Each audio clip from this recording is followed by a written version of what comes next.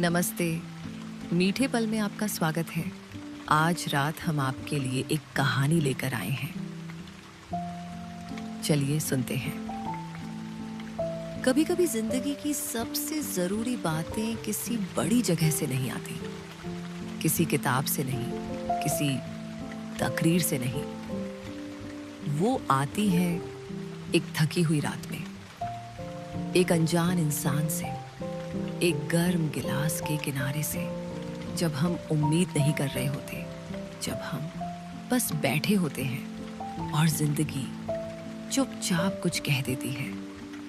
रामलाल जी की दुकान शहर के उस कोने पर थी जहां पुरानी गली नई सड़क से मिलती थी और दोनों के बीच एक अजीब सी शांति रहती थी, जैसे दो पुराने दोस्त जो बिना बोले भी एक दूसरे के साथ आराम से बैठ सकते हो। दुकान छोटी थी, बस एक तवा, एक देगची, दो बेंच और एक पुराना बल्ब जो रात को पीली रोशनी में पूरी गली को नरम कर देता था।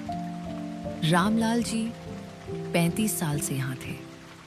आज रात कुछ अलग नहीं था। अक्टूबर का महीना था। हवा में हल्की ठंड थी जो अब भी ठीक से आई नहीं थी, बस आने का वादा कर रही थी।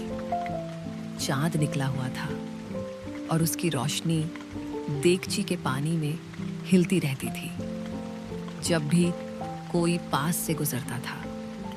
रामलाल जी ने अदरक का एक टुकड़ा लिया और उसे पत्थर पर कूटा 2 बार, बस 2 बार, और उसकी खुशबू हवा में फैल गई, तीखी और गर्म, जैसे किसी पुरानी याद का दरवाजा अचानक खुल जाए। तभी वो लड़का आया। कोई 18-19 साल का रहा होगा। कंधे पर बैग, आंखों में वो थकान जो सिर्फ परीक्षाओं से नहीं, उम्मीदों के बोझ से आती है। उसने बेंच पर बैग रखा और बोला, एक चाय। रामलाल जी ने कुछ नहीं पूछा। उन्होंने देगची में दूध डाला, आंच धीमी की और चाय बनने लगी। लड़का फोन देखता रहा, फिर फोन रख दिया, फिर बस बैठा रहा। गली में एक स्कूटर गुजरा। दूर कहीं किसी घर से खाने की खुशबू आई और रात थोड़ी और गहरी हो गई। जब चाय आई तो गिलास इतना गर्म था कि लड़के ने दोनों हथेलियों में पकड़ लिया और बस पकड़े रहा। पिया नहीं, बस पकड़े रहा। और रामलाल जी ने देखा पर कुछ नहीं कहा। कुछ देर बाद लड़के ने पहला घूंट लिया। चाय में इलायची थी, हल्की मिठास थी और अदरक का वो तीखापन था जो गले से उतरते हुए कुछ खोल देता है।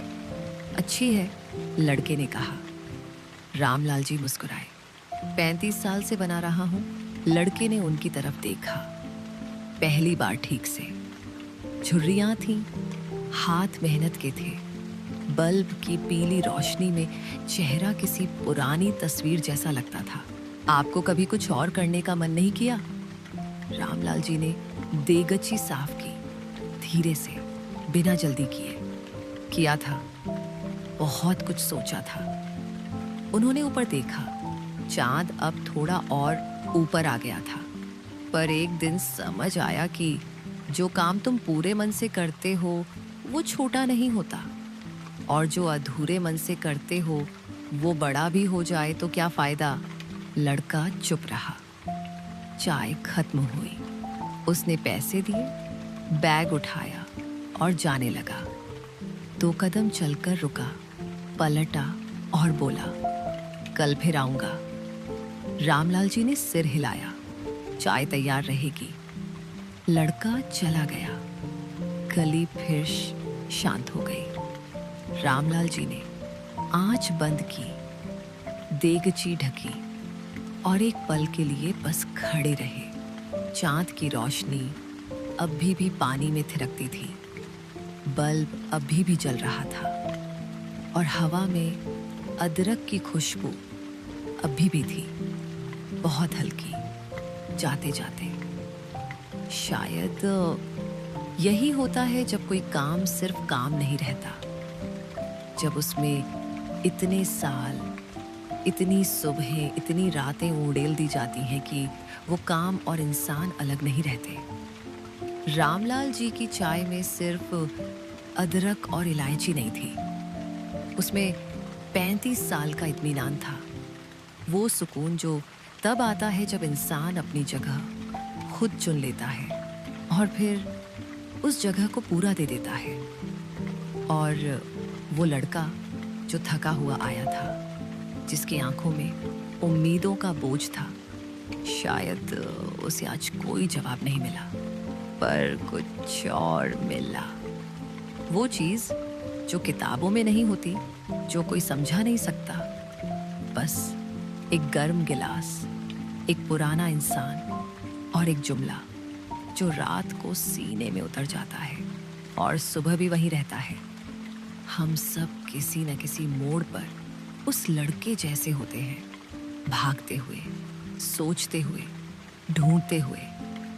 और कभी-कभी जवाब किसी बड़ी जगह से नहीं आता, एक छोटी सी दुकान से आता है, एक घिसी हुई बेंच से, एक ऐसे इंसान से जिसने जिंदगी को बहुत धीरे धीरे, बहुत करीब से देखा है।